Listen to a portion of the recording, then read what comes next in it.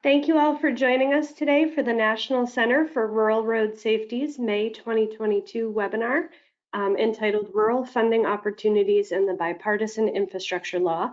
My name is Jamie Sullivan and I'm the Director for the National Center for Rural Road Safety. We're excited to have you all with us today, and I'm going to go through just a few things here to get us started.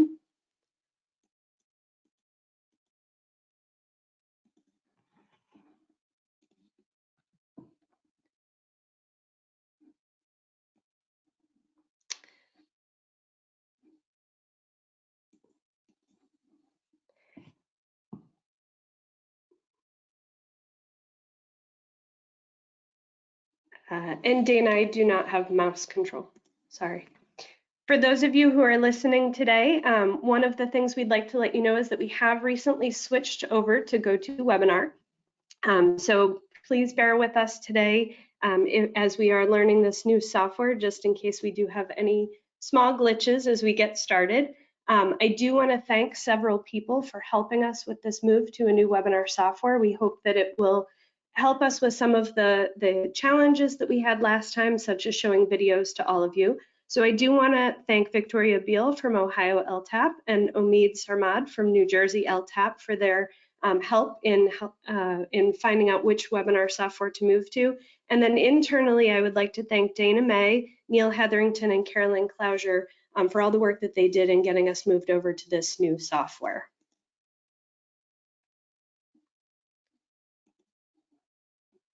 Next slide, please, Dana.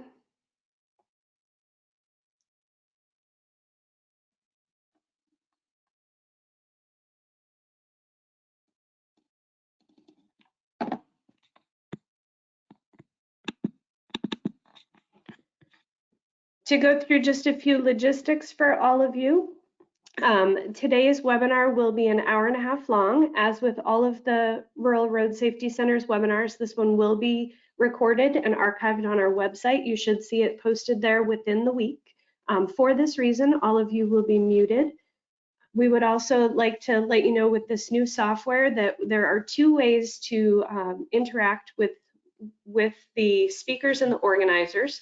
So we would appreciate any technical issues that you may have. Please put those in the chat pod. For any questions that you may have that you would like for the trainers to see, please put those in the questions pod. Jamie, I don't think the slides are advancing for the audience. I'm going to try this one more time. Yeah, they're not. I can't move them. Okay. Thank you. Nope, still can't move them. Okay, one more.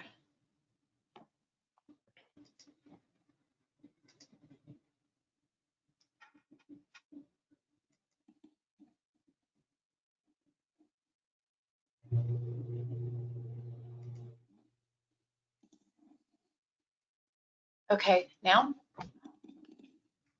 Yep, thank you. We would also like to let you know that closed captioning is available. It is available at the link that's being shown on your screen right now. In addition, you can also see that link in the chat pod. We will also be sending out a survey following this webinar, just as we used to do, but it will also pop up for you before you close out this webinar. If you could please provide us with some input, that will help us to know what types of webinars you're interested in seeing in the future. Additionally, we will still be sending out certificates of completion and CEUs for these webinars. However, now you do not need to request them. They will automatically be sent to you within the next few weeks. Today we have 3 presenters that we're excited to hear from.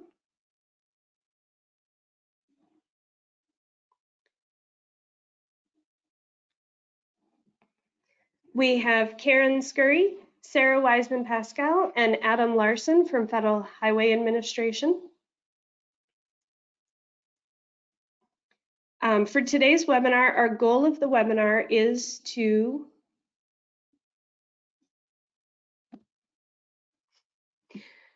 have an understanding of the opportunities for rural in the new bipartisan infrastructure law, our learning objectives, once you have, in order to achieve this webinar goal, our learning objectives are for you to be able to identify the changes to the Highway Safety Improvement Program based on the new bipartisan infrastructure law, to list the requirements of the high-risk rural roads special rule contained in the new bipartisan infrastructure law, and to recall the funding opportunities available in the Tribal Transportation Program Safety Fund grants. At the end of today's presentation, we will be providing you with some links to the notice of funding opportunities that are already open, as well as some of the resources that will be spoken about by our three presenters. Additionally, there is a handout pod available where you can download a PDF of this webinar. And when we do post the streaming version of this, we will also post the PDF as well, so you can download this and receive all of the website links that you will need. And now at this time, I am going to turn our webinar over to Karen Scurry. Karen? Great, thank you, Jamie. And I'm hoping you got some of those kinks worked out during those first couple of minutes.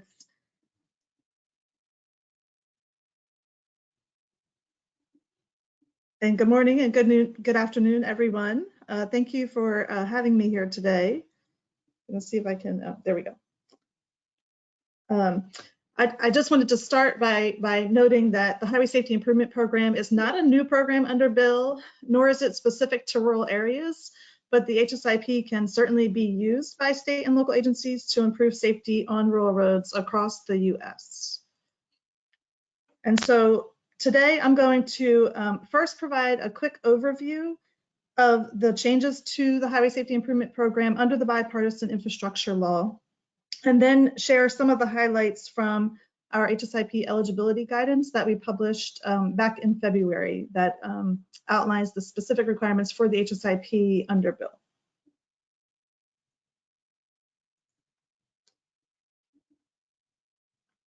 So I know the topic that most folks are always interested in is the funding. And as you can see here, the annual HSIP funding across all states increased from about $2.4 billion under the FAST Act to $3 billion under the Bipartisan Infrastructure Law. This information that I'm showing here is available on the HSIP fact sheet, which is available on the Federal Highway Administration's Bipartisan Infrastructure Law website. And that is where you can find any and everything related to bill implementation. So all of our fact sheets, all of our guidance, everything is located on that website. Whether it's HSIP or other federal highway guidance and related information. And so for the HSIP specifically, over the life of bill, which is 5 years, we have $15.6 billion to advance implementation of highway safety improvement projects. And that's a 34% increase compared to the $11.5 billion that we had under the FAST Act. And we can do so much with that additional funding to save lives on our nation's roads. And in previous years, I'll just note that states have spent almost 40% of their HSIP funds for highway safety improvement projects on rural roads. So there is certainly, as I said, opportunities to improve rural road safety through the HSIP.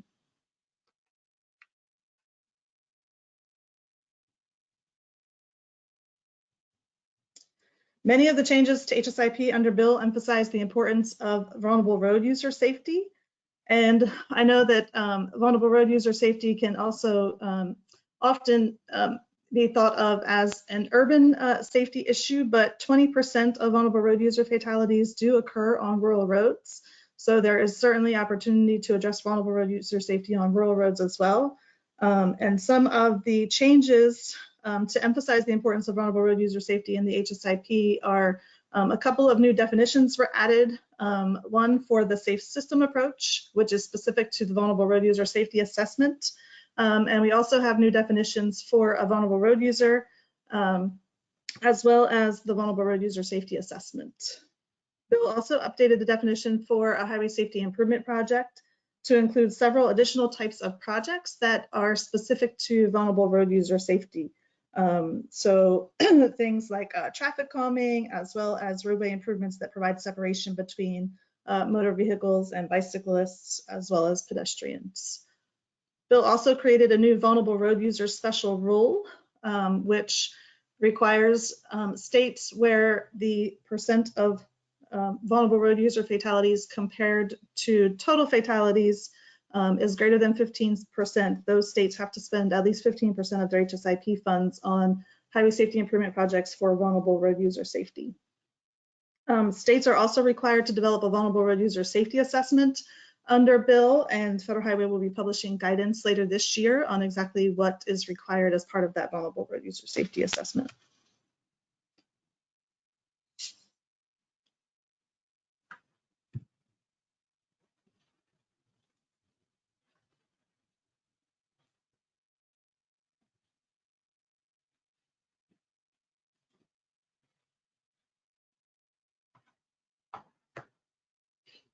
Sorry, it doesn't seem I'm able to advance the slide. Try it one more time, Karen.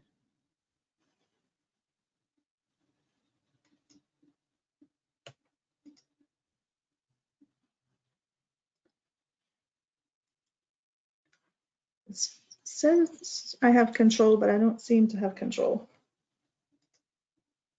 I'll forward it. There we go. Thank you.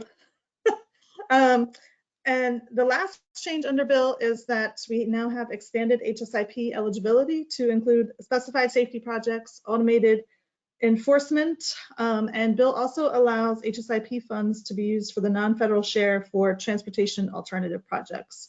And so all of these items are addressed in more detail in the HSIP eligibility guidance, which I'm going to get into those details in just a minute.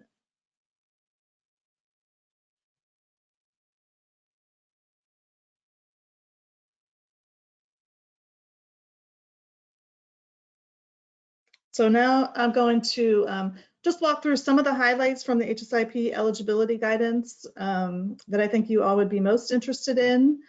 And really, bill did not change the core requirements of the HSIP, which the HSIP is a core federal aid program with the primary purpose to achieve a reduction in fatalities and serious injuries on all public roads.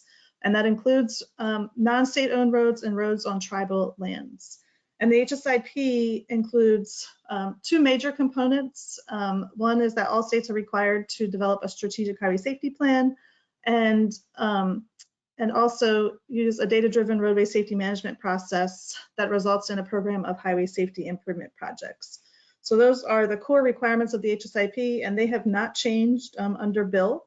But through the HSIP eligibility guidance, Federal Highway is encouraging states to advance implementation of the safe system approach and maximize opportunities to advance highway safety improvement projects that have the greatest potential to save lives. If we want to achieve our goal and long-term vision of zero fatalities, then we really have to make sure that we're maximizing the resources that we do have to help us reach that vision. And then the last item that we're encouraging states to do here on this slide is to use most, if not all, of the available HSIP funds for eligible safety purposes. And so states have the flexibility to transfer some of their HSIP funds to other core programs, but given the increased funding for the core portion programs, we're encouraging states to consider whether there remains a need to transfer HSIP funds to other programs, or perhaps there is an opportunity to transfer additional funding into the HSIP.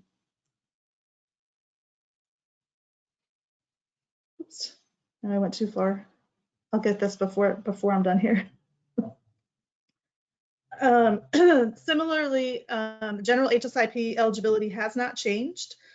We do place more emphasis on investing HSIP funds on all public roads consistent with our priorities. So to be eligible for HSIP funds, and of course HSIP is a state administered program, so this varies across all states, but in general, all highway safety improvement projects must be consistent with the state's SHSP. So this is a great opportunity for you to be involved in safety, is to get engaged in those SHSP discussions within your state. All highway safety improvement projects must be identified through a data-driven safety management process and contribute to a reduction in fatalities and serious injuries, helping states meet their annual safety performance targets and long-term safety goals, as well as and HSIP is eligible for all public roads.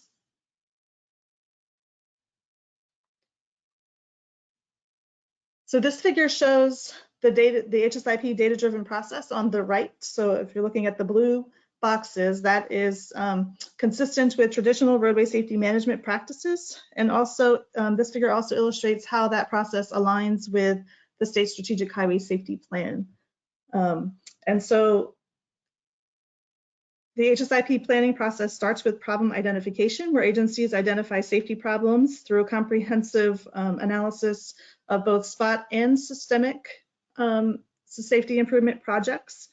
And especially for rural areas, we've seen many agencies have had success with the systemic approach to safety, which is a risk-based approach to safety management. So while you might not have be able to isolate high crash locations where fatalities and serious injuries have occurred, you could identify those roadway characteristics that have the greater potential for future serious injury crashes and address those through that problem identification process.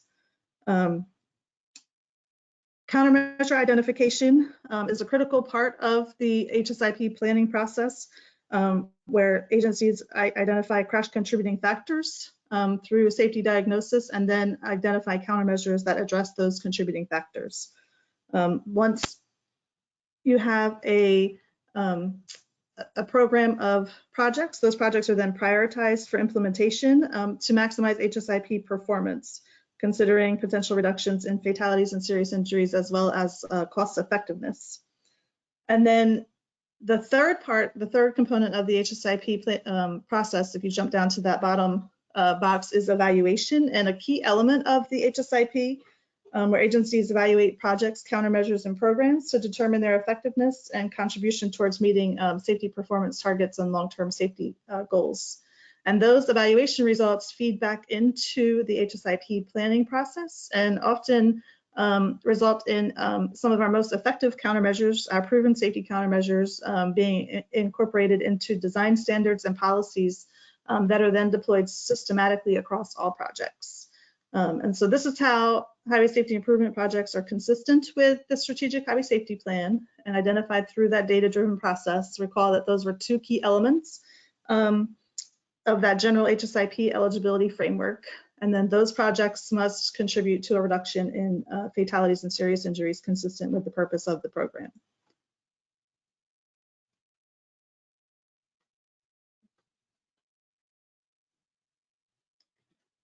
I mentioned that HSIP funds can be used for any highway safety improvement project on any public road. And so that could be non-state owned roads or roads on tribal lands. HSIP funds can also be used for publicly owned bicycle or pedestrian pathways or trails. And as part of our HSIP eligibility guidance, we encourage states to consider where fatalities and serious injuries are most occurring in their state, and then to leverage HSIP to address the full scope of safety needs, regardless of jurisdiction. And so we're really encouraging states to partner with regional, local, and tribal agencies to identify, develop, and deploy the best highway safety improvement projects on all public roads. Many states already have successful local road safety programs, but we are really encouraging all states to do more to address and improve safety on local roads. So in addition to funding local safety projects, HSIP funds can also be used to provide engineering assistance programs for local roads. So I know that more than 20 states have safety circuit rider type programs that provide that type of assistance. And so that might be available to you in your state. And then many states are also using HSIP funds to develop local road safety plans for some of the local agencies within their states. In addition to the general HSIP eligibility framework, we also provide guidance and clarification specific to 5 types of projects in the HSIP eligibility guidance. And I'm just going to quickly go through these. So vulnerable road user projects, all states are required to consider the needs of all road users as part of the HSIP, and that begins with the Strategic Highway Safety Plan. And so Federal Highway encourages states to prioritize projects that maximize the existing right-of-way to accommodate non-motorized modes and transit options, as well as advance projects that support the safe system approach and improve the safety of vulnerable road users.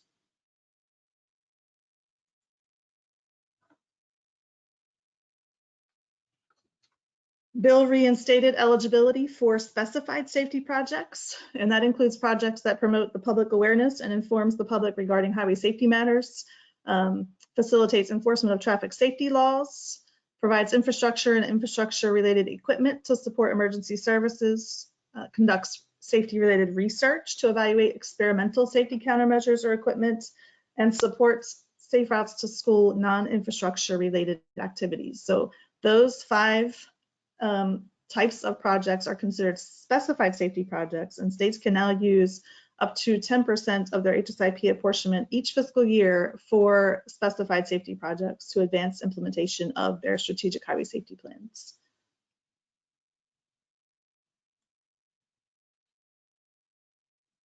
Automated traffic enforcement systems are a key strategy to advance implementation of the safe system approach and is also one of Federal Highway's proven safety countermeasures. And under previous legislative acts, states were prohibited from using HSIP funds for automated traffic enforcement systems unless they were in a school zone. Bill does not continue that prohibition. So automated traffic enforcement systems may be eligible under HSIP as a specified safety project or other federal aid programs subject to that program's specific eligibility criteria. And then the one thing I'll note, and this is true of all highway safety improvement projects, that they are subject to general federal aid requirements. There are 2 other types of projects that continue to be eligible under Bill. There are no changes, but they are specifically called out as eligible projects, and those are projects to maintain minimum levels of retroreflectivity.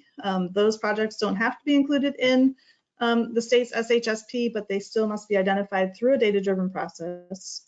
And states can also use HSIP funds for workforce development, training, and education activities. Those activities must be directly related to and support HSIP implementation efforts, but can be used for workforce development. Just a couple more things before I wrap up is the federal share for the HSIP is 90%. This is different than most of the other core federal aid programs. And there are some exceptions. And one of those is that certain safety projects are eligible for 100% federal share. So there are typical types of safety projects that are eligible for 100% federal share under not just HSIP, but all of the core federal aid programs. That is limited to 10% of the state's federal aid apportionments. And then there is a specific list of those types of projects in the legislation, and under Bill, they added a new type of project to include vehicle to infrastructure communication equipment to that list of certain safety projects. And then a new provision under Bill is that HSIP funds can be used toward the non-federal share of transportation alternatives projects. And then the last thing that I mentioned earlier is that all highway safety improvement projects are subject to general federal aid eligibility provisions contained in Title 23. And this is similar to projects funded under other federal aid highway programs, but just something to keep in mind if you are looking to use HSIP funds for any of your highway safety improvement projects. So that's all I have. I'll pause here. Here, I also have the link to the HSIP eligibility guidance on the slides. And I think I might be able to put that in the chat pod so that you have access to that.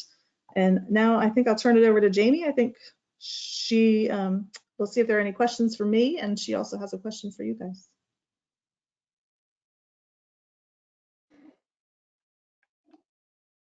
So it does look like the first question that we have for you is,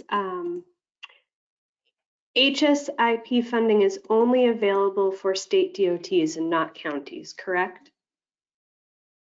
So the Highway Safety Improvement Program is a core federal aid program, a formula program that is administered by the state DOTs, but many state DOTs do make HSIP funds available to local agencies in their state. So you would need to contact your state DOT to find out what that process is.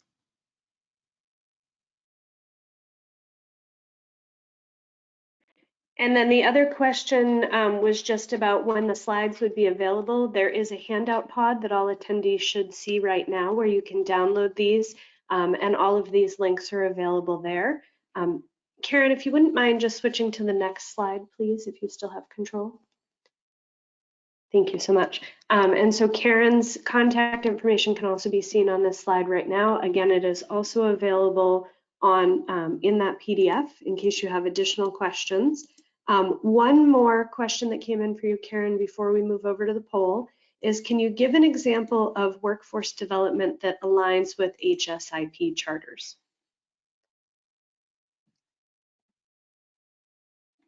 Well, that's a great question. So I know that some states have used HSIP funds to host like an annual safety summit where they bring in local agencies from across the state to provide education and training on safety-related programs and activities. So that would be one example of how states have leveraged that eligibility under HSIP. Perfect, thank you. And Dana, now if you could pull up our first poll question for the audience, please.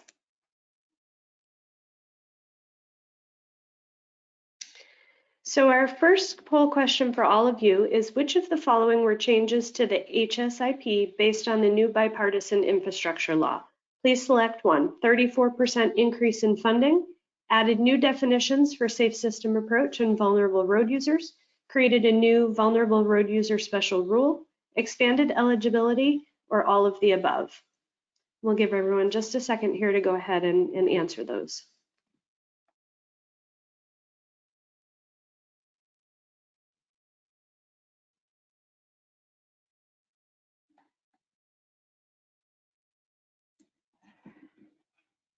Okay, Dana, if you wouldn't mind closing out that poll, please, and broadcasting the results for us.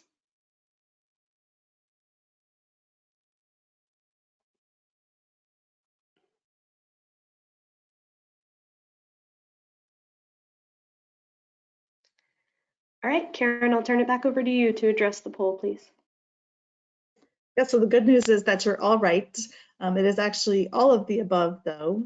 So if you recall back to my first couple of slides, Bill did increase HSIP funding by 34% over the life of the bill. It placed an additional emphasis on vulnerable road users, and as part of that created new definitions for the safe system approach as well as vulnerable road users. Bill also created a new vulnerable road user special rule and expanded HSIP eligibility to include specified safety projects, automated enforcement, and allows HSIP funds to be used for the non-federal share of transportation alternative projects. So everyone was correct. And before we do switch this over to our next presenter, there is one more question for you. Are there guidelines for how communities can access HSIP funds to be used for local match for TAP?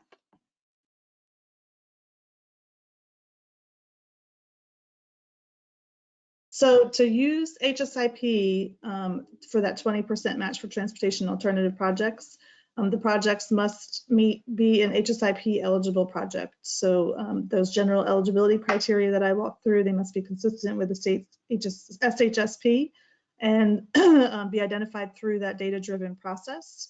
That is clarified in the HSIP eligibility guidance as well as the transportation alternatives guidance that was recently published. And there will also be a webinar on that transportation alternatives guidance. I believe it is on June 1st. And so I believe it would be up to the individual states to determine how they want to implement that new provision. And so maybe I would recommend that you consult with your state DOT to see how they would implement that as part of their state HSIP.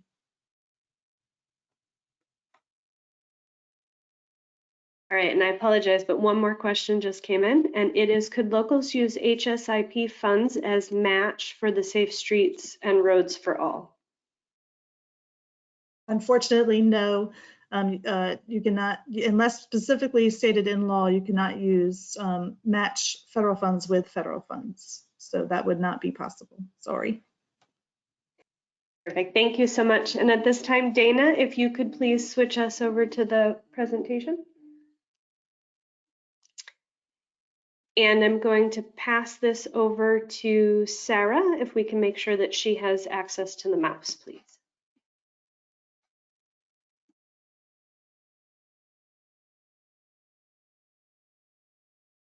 There we go. Can you hear me okay? Yep, sounds great. Thank you.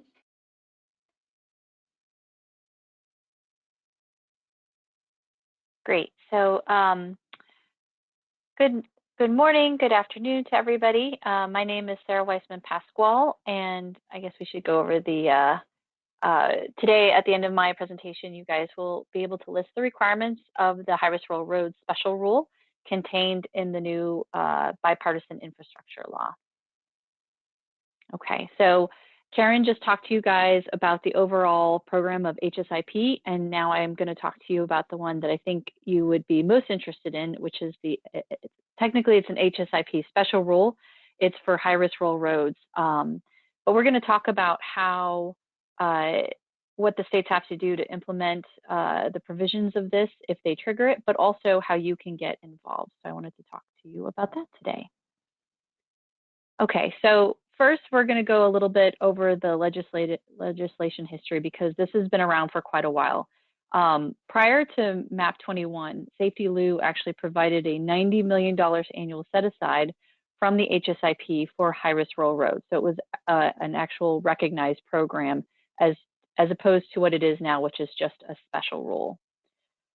But then in MAP 21, eliminated the set aside for the high-risk rural roads program. It was no longer a separate program, and in its place established a special rule for high-risk rural road safety under 23 USC 148G. So the special rule applies to a state if the fatality rate on rural roads in a state increases over the most recent 2-year period for which data are available. If a state triggers the special rule, that state shall be required to obligate in the next fiscal year for projects on high-risk rural roads an amount equal to at least 200% of the amount of funds the state received for fiscal year 2009 for high-risk rural roads as it was in effect before MAP 21. So basically double of what their fiscal year 2009 set aside was. The last time it was a recognized program as opposed to a special rule. This rule was continued with the FAST Act and again in Bill. Bill was enacted as the Infrastructure Investment and Jobs Act, IJA, and also known, as you've heard us talking today, as the Bipartisan Infrastructure Law. Okay, so MAP 21 provided flexibility to states in defining their high-risk rural roads. This was continued in the FAST Act and in Bill. So in Title 23, it defines high-risk rural roads as any roadway functionally classified as a rural major or minor collector or a rural local road with significant safety risks as defined by a state in accordance with an updated state strategic highway safety plan. So while high-risk rural roads are limited to these functional classifications, the quote-unquote significant safety risks of those high-risk rural roads are defined by each state in their strategic highway safety plans. All states have defined their high-risk rural roads and what significant safety risk is in their SHSP. So just linking back to what Karen said when she encouraged all of you guys, the best way to ensure that you participate and get benefit from HSIP funds is to participate in that SHSP initiative when the state is planning for its strategic highway safety plan, when they're going through that exercise. And the same can be said here. One of the best ways to ensure that you have a seated, a voice in the SHSP is to have a seat at that table.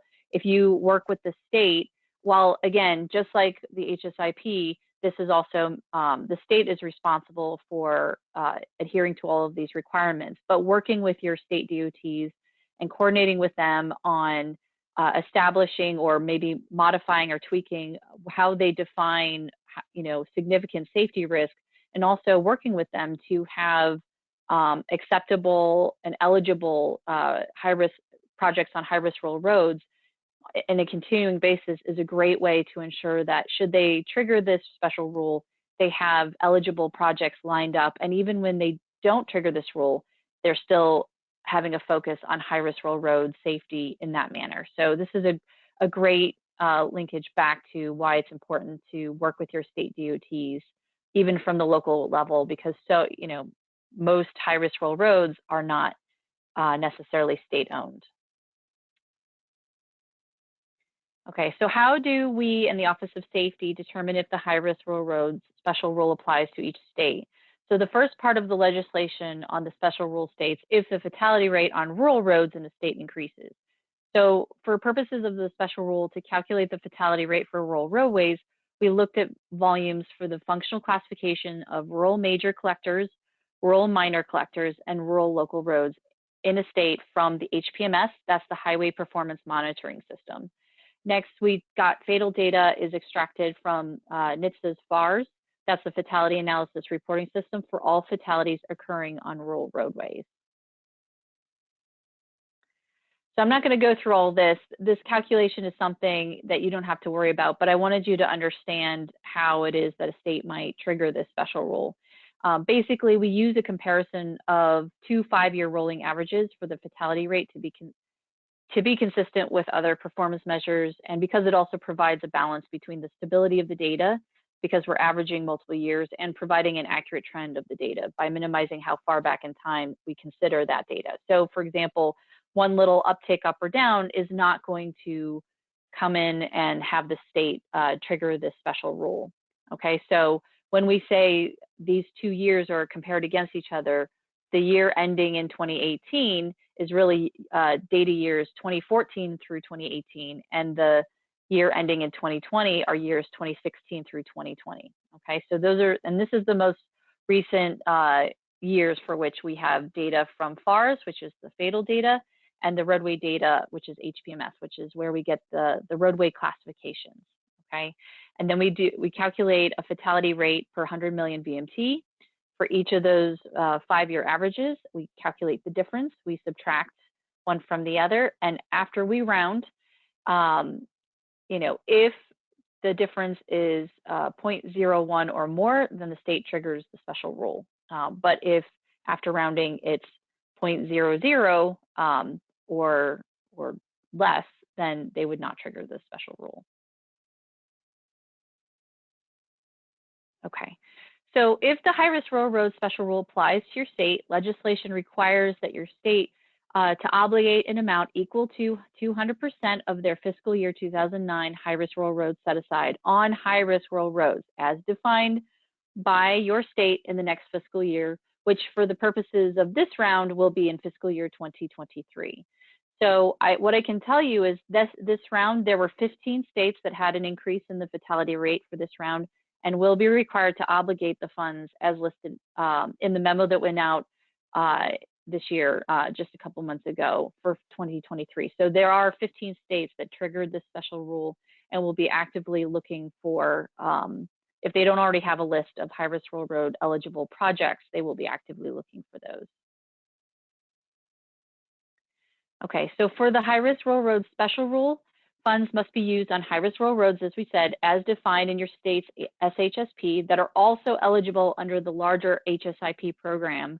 So all that stuff that Karen was talking about, HSIP eligibility, in order for a state to use these funds on a high-risk rural road eligible project, first it has to meet all of the criteria of an HSIP eligible project.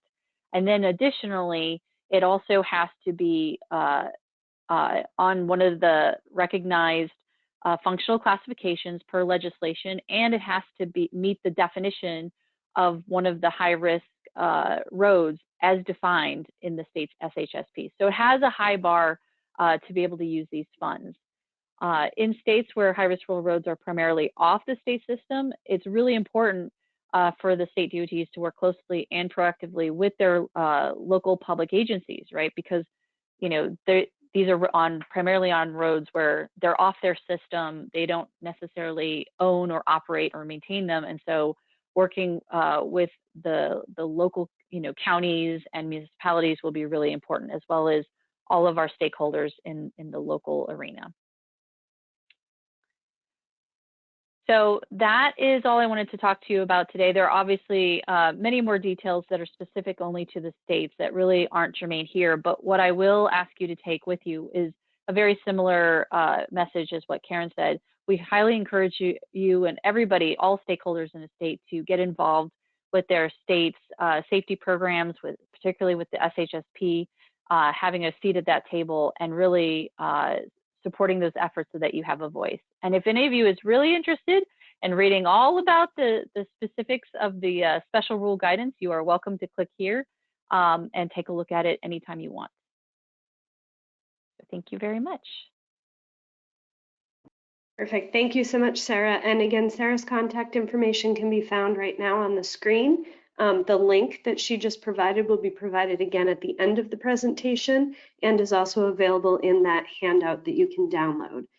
We do have a question for all of you here in a second, but first there are some questions that have come in for Sarah, so I'm going to read those out to her.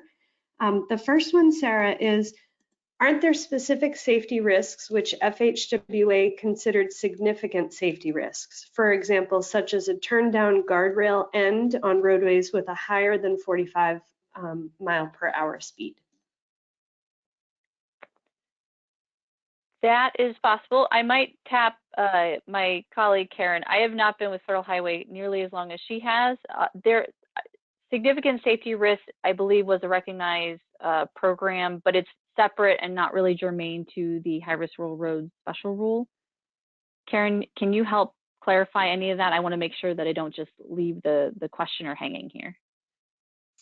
And if I understood the question correctly, each state defines what significant safety risk means in their HSIP, in their strategic highway safety plan. So that's not a definition that Federal Highway provides for all states. Oh, thank you, Karen. Yeah, actually, that makes it more clear. So yeah, so to your question, how, even though Federal Highway might have at one point or another identified certain things as important for the nation to consider as a whole, that is not germane to the question of how the individual state defines their significant safety risks as it pertains to high-risk rural roads. So as Karen said, it still has to be something that is identified specifically in the state's SHSP for any kind of project to be eligible within that state for high-risk rural road special rule funds. Perfect. Thank you guys for that clarification. Another question that came in for you, and hopefully this one won't stump you and you'll be able to just go through them all, but what 15 states triggered the high-risk rural road special rule? That list has not been specifically made public yet. Those 15 states were notified directly, but as far as just putting out a list, that is not something that we have done at this time. In the future, at some point when our budget office does start doing calculating the apportionments, including the amount of money for those 15 states that did trigger the high-risk rural roads, all of that will be posted publicly on the FHWA website, where anyone can see how much money has been apportioned for all manner of things. But again, it will be a while before that is published publicly. At this point, I can't give those state names to you. Sorry about that. And this next question is similar to that one. If we are not in the state DOT, how could we tell if our state triggered the special rule? Is there an online resource, which I think you just partially addressed as well? Right. Well, what I can tell you is that anyone can pretty much do the calculations themselves if they really wanted to do that. You could also go and ask your state DOT. If this is something that's interesting to you, I highly recommend that you coordinate it with your state DOT, get involved, and they will know if they have triggered the special rule. And like I said before, you don't have to wait for the state DOT to trigger the special rule or your state to trigger the special rule in order to encourage them to focus on high-risk rural road or rural road safety. You know, just because there are very specific requirements on the money under this special rule doesn't mean that states can't have a very active and proactive rural road safety program in their state that uses HSIP funds, you know, so long as they're eligible. And actually, it's a lot easier to use general HSIP funds than the high-risk rural road special rule funds. That's actually a much higher bar. So I encourage all of you guys first things first, if you want to get involved, work with your state DOTs. Again, they will know if they've triggered. If they don't want to tell you for some reason, or you're just curious and you really love data, the guidance that we had the link to that was published back in February, if you go through that, it actually gives you exactly how to calculate these things and where to go. So you're welcome to calculate that data on your own, because all of that data that I use is publicly available on the FHWA and NHTSA website. At this time, Dana, I'm going to ask, could you please pull up the next poll question? Perfect, thank you so much. So the next question that we have for all of you is, what is a requirement of the high-risk rural roads special rule contained in the new bipartisan infrastructure law? Is it that funds can be used on non-rural roads, that states must obligate in the next fiscal year an amount at 200%, or of the 2009, or that fatality rates should be determined using 2010 data? Please select only one.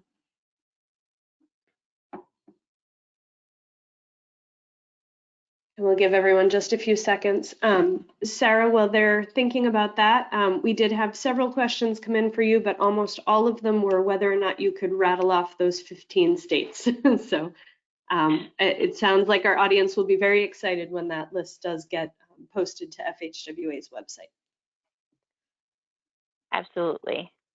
I'm glad that you guys are interested. Like I said, I definitely, so for, the other 35 states that did not, I encourage all of you fine folks to work with your state DOTs and get involved, and encourage them to have a robust rural road safety program without triggering the special rule, because then maybe it'll avoid them triggering it, and then, the requirements won't quite be so high for spending the money. Dana, at this point, if you could please, close that down. Perfect. And Sarah, the answers are up there for you at this point.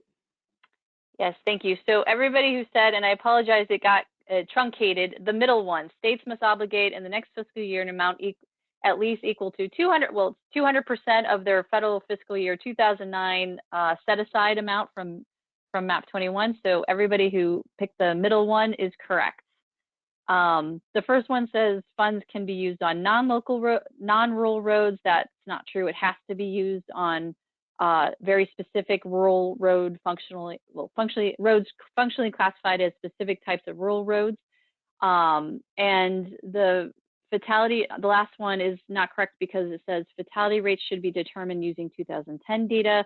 We always use the data that is most recent. Right now, it's ending in year 2020. That is the most recent data available. So that's all I have. Unless there are other questions, be happy to answer, other than who the 15 states are. No, I think that's all we have so far. And we'll make sure to send that out to our listserv when you guys do get that posted for everyone who is interested. So at this time, we're going to pass over control of our mouse to Adam Larson. And he's going to present on the tribal safety program. All right, thanks, Jamie. Can you hear me? Yep, sounds great. Okay, so yeah, I've been asked to talk about the Tribal Transportation Program Safety Fund. This is another competitive grant opportunity that we have available for addressing rural transportation safety needs. And with any luck, I will be able to advance the slides here.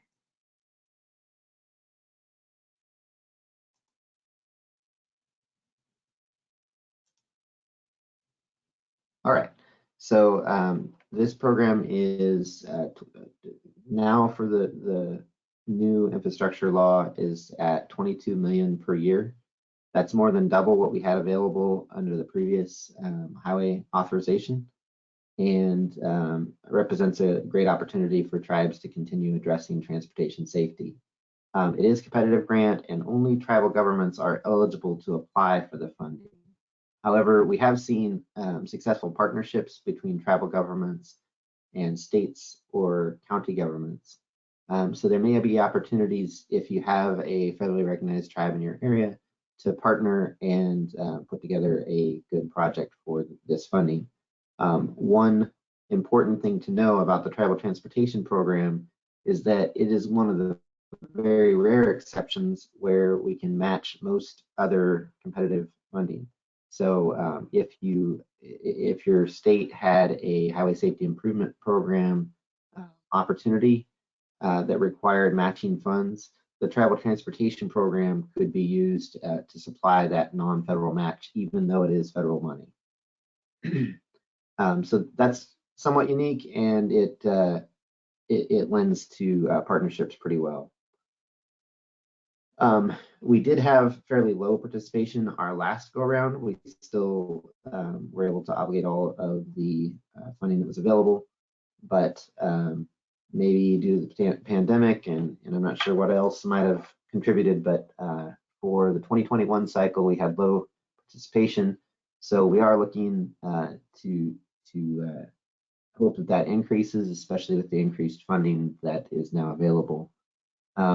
This program is designed similar to HSIP in that we strongly encourage the development of strategic transportation safety plans, and that those plans be used to guide a safety program and identify projects that can be funded. And then we also are able to fund infrastructure and data projects, and we'll get into some of those details later. For 2021, we just announced awards on May 4th, so just a couple weeks ago, and we have not yet published the notice of funding opportunity for 2022. We do expect that next month, and that will establish a regular grant cycle that will start every year on October 1st once that's published. For more information, you can go to the long, complicated link I have on this slide, or you can go to tribalsafety.org and look at the funding tab. Also on tribalsafety.org, we have a mailing list, and when there are changes to this funding program or other funding programs that are available for tribal governments to address transportation safety, we publish notices to that mailing list. It also is a way that we use to distribute technical resources and other information that may be useful to tribes in their transportation safety programs. So in the next 6 months, we will have 2 funding cycles. So if you represent a tribe or you're partnering with a tribe, this is the year to apply for any transportation safety projects, because we're going to have quite a bit of funding available during this short period of time.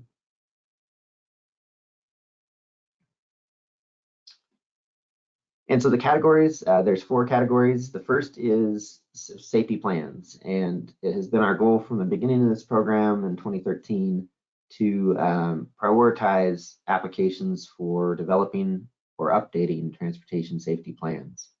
At this point, we have more than 3/4 of the federally recognized tribes that have been funded to develop a transportation safety plan. And a library of those transportation safety plans is posted on tribalsafety.org. If you're interested in reviewing those, or if you're trying to partner with the tribe, that may be an opportunity to start to learn about their safety priorities. The next category we have for funding is data assessment, improvement, and analysis. So this category really can be used either for improving collection and sharing of data. So for tribes that want to set up in, say, an electronic crash data reporting system, we're able to fund those types of projects. But it can also be used for analysis of data. And so we can fund things like road safety audits or other types of safety studies.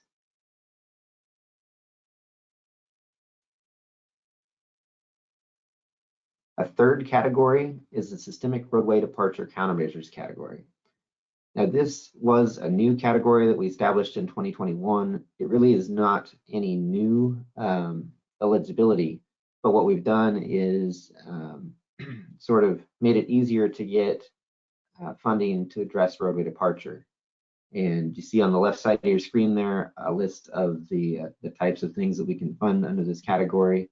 We're really looking for ways to keep people in their lanes, on the road, and to minimize the consequences if they should happen to leave the road. The purpose of establishing this new category, the slides won't advance for me. The purpose of establishing this new category was that in 2021, was that looking historically at where funding had gone for the travel transportation program, we saw that we were only putting about 12% of the funding toward addressing roadway departure, and yet 2/3 of the fatalities are related to roadway departure. And so for that reason, we saw a need to put more emphasis on those types of projects.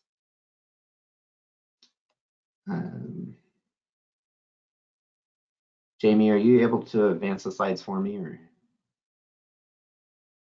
Okay, so yeah, this graphic describes what I just said, that you know, on the right side there, that we, oh boy, so that we had seen a lot more funding go toward other topics and not very much go toward roadway departure. So next slide. The types of locations then that we're looking at, and this is one that was submitted for funding, and that was awarded funding actually under this new category. And while there haven't been any recorded crashes at this location, you can definitely see some high risks with the water hazard there and the riprap that's supporting the road, right between the road and that water hazard. And just relatively low delineation going on here. They have some post-mounted delineators, but there's opportunities to enhance the signage and enhance the striping here at this curve. And so next slide. So in order to get funding to improve this location, they needed to complete just a one-page application form. And I'm trying to show that to you.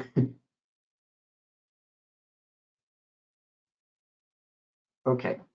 And so this looks like a lot of information. Really only the top 2 lines of this form are required. The rest of it is risk data that can increase consideration for a location if it's available. And then finally at the bottom, there's just that list of eligible countermeasures that can be requested. So we hope to see more participation in this category, but we're glad to see that several tribes did apply for addressing roadway departure on a systemic basis in this new category in 2021. We do expect that to continue for the next 5 years. And then next. In the final category is infrastructure improvement.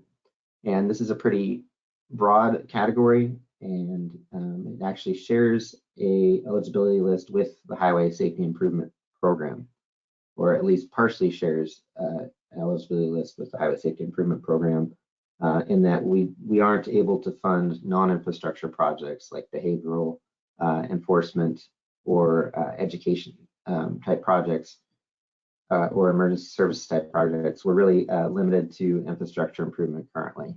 So what we're able to do is things like intersection realignment projects that are pictured here, pedestrian pathways and crossings, and efforts to improve roadway departure, such as the curve signing pictured here. Some of the tribes have very unique transportation safety needs, and so we've also been able to fund some very unique projects, including the monitoring of ice roads in rural parts of Alaska, where the rivers become their highways in the wintertime. And prior to these projects, there wasn't a lot of a real good information to go on. And so it was and continues to be a high-risk activity.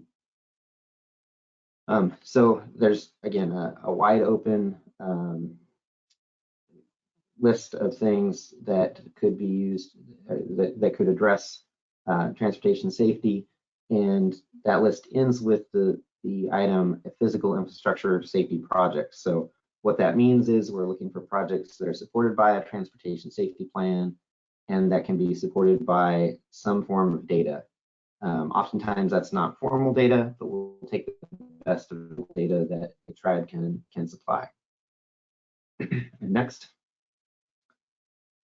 So like I mentioned, if you're interested in updates, go to tribalsafety.org, click join the mailing list, and we'll get you information when there's more information available for this program.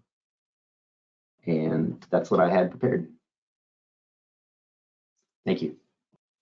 Perfect. Thank you so much, Adam. And Adam's contact information can now be found on the slide. And we do have several questions that have come in for you, Adam.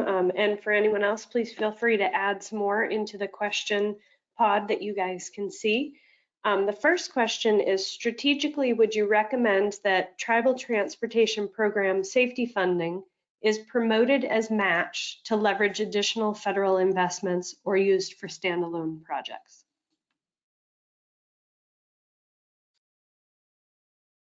So we do encourage partnerships that can make resources go further, whether they're federal resources or other sources of funding. We do give, it's not a top consideration, but we do give sort of bonus points, if you will, to projects that can show they're leveraging other resources.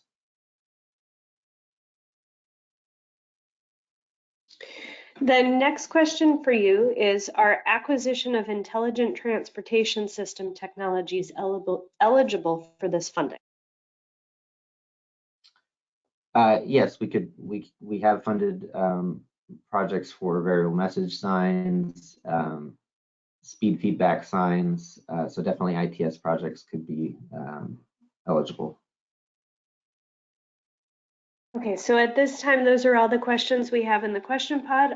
We're going to move over to our poll question for the audience, and if we get any more questions come in, I'll address those after this poll. So our last poll question for the audience is, true or false, the Tribal Transportation Program safety funds can be used for safety plans, data, infrastructure, and roadway departure. And we'll give everyone just a few seconds to fill that out.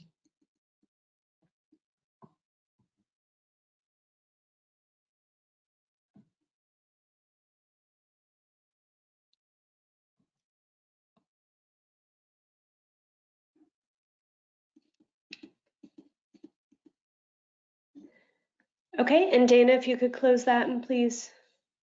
Perfect, thank you. Adam, if you could address the poll, please. Yeah, 97% of you were correct that those are the 4 eligibility categories that we have. And Adam, we did have another question come in for you. I'd like to just hear general comments about wildlife concentration and how underpasses or overpasses factor into the bipartisan infrastructure law. So I guess this, if you could answer that, that'd be great. But if one of our other speakers also needs to, that would be fine as well. Okay, yeah, for the funding sources that we've covered today, really, we've let you know that there's strategic planning needs to be involved from a safety perspective, and that we're focused on addressing fatalities and serious injuries, and so that the projects need to be supported both by a plan and by data. And oftentimes that's difficult to do for a wildlife crossing project. There is a new program called the Wildlife Crossing Program that I don't know that much about, but it is new under bill, and you could find more information about that. And Karen or Sarah, if you have any more to add, go right ahead. Yeah, I'll just add that, like Adam said, if you can justify it through the SHSP and that data-driven process, then the HSIP and I believe, Adam, the Tribal Transportation Safety Program would allow for projects for the addition or retrofitting of structures or other measures to eliminate or reduce crashes involving vehicles and wildlife. That is specifically spelled out in the HSIP. Yeah, that would be true for the Tribal Transportation Program as well. Okay, thank you guys very much. At this point, we do not have any additional questions.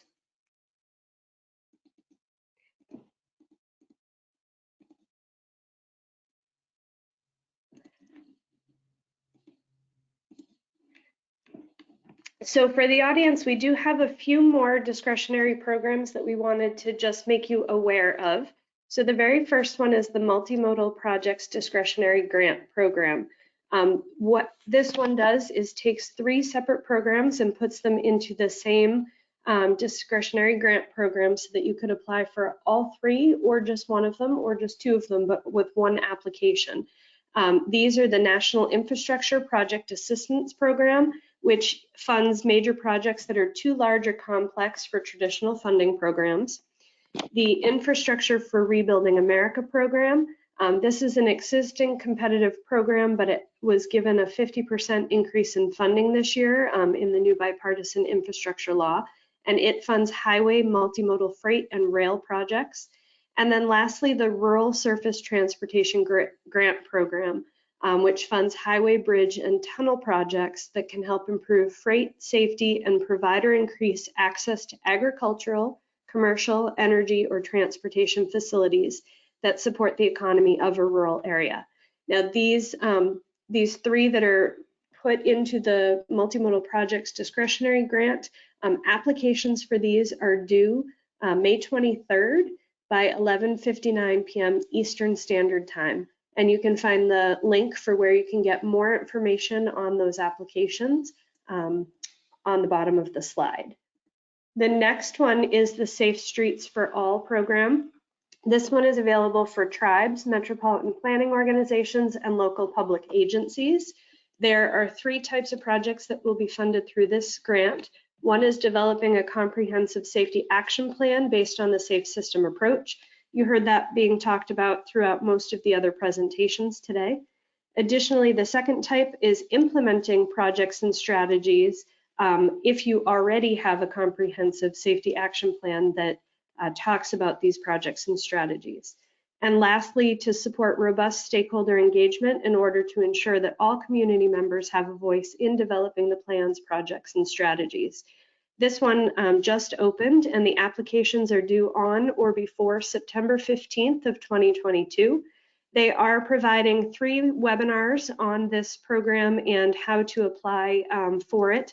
Those webinars will be held on June 13th, June 15th, and June 23rd. And you can find more information at the link shown on the bottom of your screen.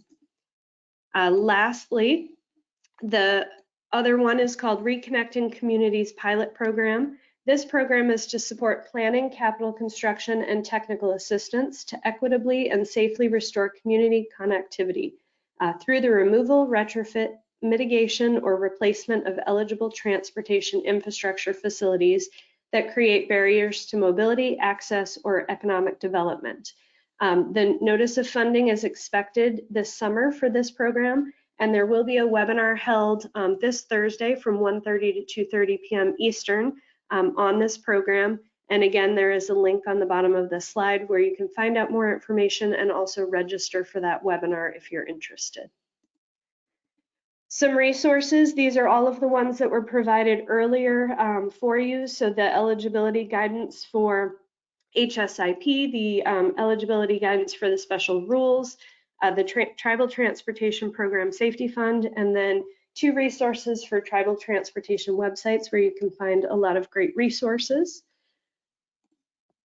For upcoming announcements, we would like to let you know that Rural Road Safety Awareness Week is being planned this summer for July 18th through the 22nd. The National Center for Rural Road Safety will be providing resources at the end of June for you to all share with practitioners for this week.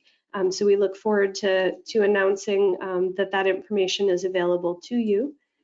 And just to wrap up for today, to achieve our webinar goal, we hope that you have now learned to identify the changes to the Highway Safety Improvement Program based on the new bipartisan infrastructure law, to list the requirements of the high-risk rural roads special rule contained in the new bipartisan infrastructure law, and to recall the funding opportunities available in the Tribal Transportation Program Safety Funds grants.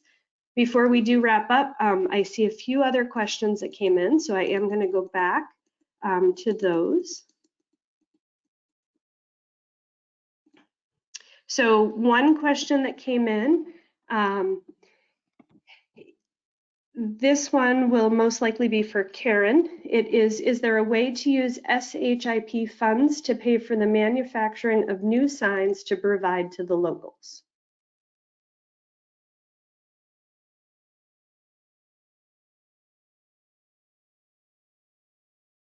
So, so that's a good question. So I guess the state would be manufacturing the signs to provide for the locals. So I would say that typically federal aid funds must be competitively bid. And so that would probably not be the preferred way to use the HSIP funds, but there are provisions in Title 23 that allow states to use agency forces to deliver projects. So it's a good question, and I'm not being very clear because I'm not exactly sure of the answer, but I can look into that and maybe circle back, and maybe we can include that in some sort of Q&A moving forward. Perfect. Yes, I can provide you with the contact information for who asked for that as well. Perfect. Okay, the next question is, where is the easiest place to find out how many fatalities occurred on rural roads by state? I can help with that. I would highly recommend that if you want to know where the fatalities are by state, you visit the NHTSA's website. It's nhtsa.gov, nhtsa.gov, and you can look up the FARS data there. What I can do is provide a direct link to the place within NHTSA's website where you can actually look up the data. It's called FIRST. It's the Fatality Information Reporting System. Something, it stands for something, but basically that's where you can look up by state, you can look up by fatalities or fatal crashes, you can look up by specific types of roadway, whatever it is that you're looking for. It's a really great site. So I will provide that to our hosts so that they can share that with you all.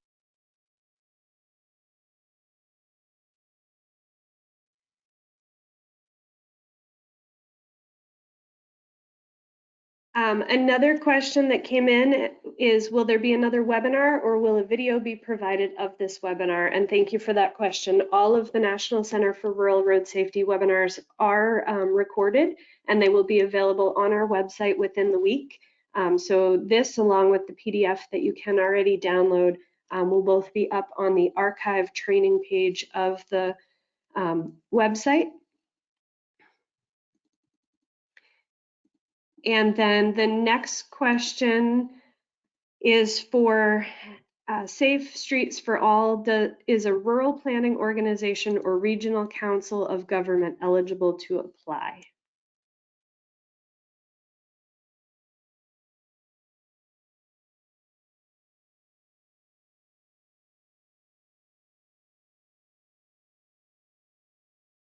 I believe so.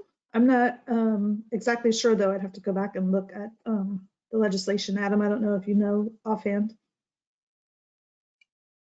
Yeah, I think they are too, but I haven't had a chance to go through it in detail myself. I know that MPOs can. Yeah, if it's not clear in the NOFO, then you can, I believe there's an email, maybe SS4A, that you can ask the question and get a pretty quick response on. Perfect, thank you guys. And there are also those upcoming webinars in June that I would highly recommend that you attend as well, and ask that question there if you're not able to get an answer beforehand. We do have some feedback from another listener on the sign question. She said, our DOT has determined that we need to purchase signs being placed on the local system. We are not permitted to utilize our state sign shop to create the signs for the locals. So that is just one state's experience, but thank you very much for sharing that. That is fantastic information. Another question, Karen, for you, is road striping eligible for HSIP funding? Yes, if it is consistent with the state strategic highway safety plan, and that particular project or strategy is identified through that data-driven safety management process. And then another question probably for all of you, because this will be a little bit different for each of the programs that you talked about, but are there examples of successful grant applications, including templates, data requirements, et cetera, that you all have? I can start. We have a published list of the successful awards since the start of the Travel Transportation Program Safety Fund. And no, we do not publish specific applications as examples. You could potentially get in touch with those applicants directly to get those. We do have templates that we provide as far as what the content of your project narrative would need to be.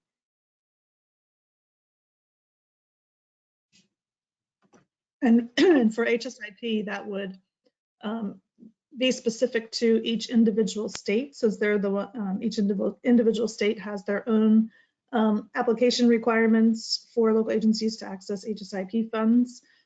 So you might reach out to the state DOT or look on their website. I know, for example, that Caltrans does provide, if not specific examples, then definitely highlight some of the key features of the successful applicants on their local safety program website.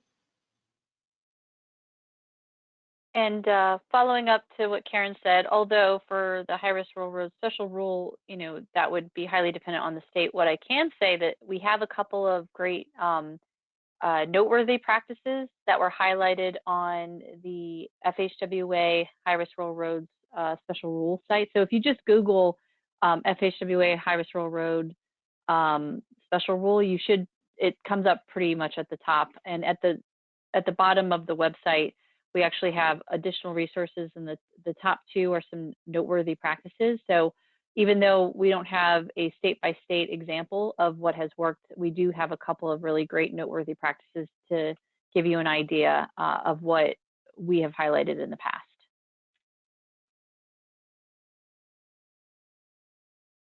Another question that came in for you all is, can funding be used to hire a trail coordinator in a county that has many trails as an alternative form of transportation but is underused? However, they're now being fixed.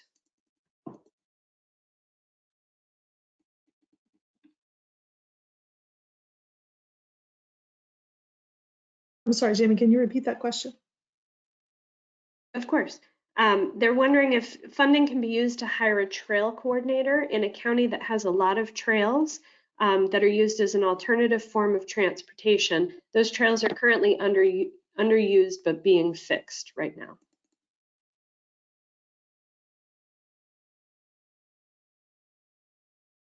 HSIP funds could not be used for that purpose. You might direct that county to the Transportation Alternatives Program, which is also a state-managed program.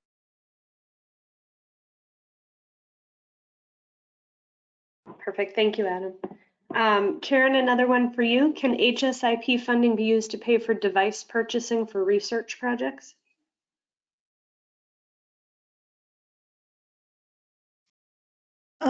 Possibly if it's part of the overall research project. Typically, equipment cannot be a direct purchase, but as part of a larger federal aid project, it may be eligible. Okay, and the very last question, and then we're gonna close out the webinar, is when is the deadline for applications? So if you could each talk about it for each of your different programs, please. For HSIP, that would vary by state. So I would refer you to your state DOT. Yeah, and we have not. Oh, go ahead. Go ahead. Okay, thanks. My answer will be the same as Karen's, as there may or may not be a formal request for applications at the state DOT for high-risk rural road special rule projects. that is definitely something you'll have to coordinate with your state on whether or not they have an official project or whether that's something that is organically developed through planning efforts. And I also have a non-answer, which is that we don't yet have the notice of funding opportunity published for the travel transportation program.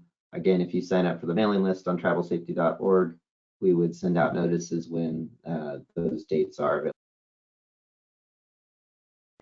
And then just as a reminder for these other programs that are currently open, the multimodal projects discretionary grant is due May 23rd, so that's coming up pretty quickly. The Safe Streets for All is due on or before September 15th. And then the Reconnecting Communities pilot program has not yet been announced, but they expect the announcement to be this summer. So with that, I do want to thank Karen, Sarah, and Adam for taking the time today to go through all of the funding programs for us. We appreciate everybody's time today as well. If you have any other questions and need to get connected with any of our speakers or need assistance with anything, please reach out to us at info@ruralsafetycenter.org. Our website is ruralsafetycenter.org. That's where you can find the recording of this webinar. You can also join us on social media at Facebook and Twitter with @ruralroadsafety, and on LinkedIn you can find us by our full name, National Center for Rural Road Safety. So thank you all again for joining us today, and thank you to Karen, Sarah, and Adam for their fantastic presentations. Thank you. Have a good day. Thank you, everybody.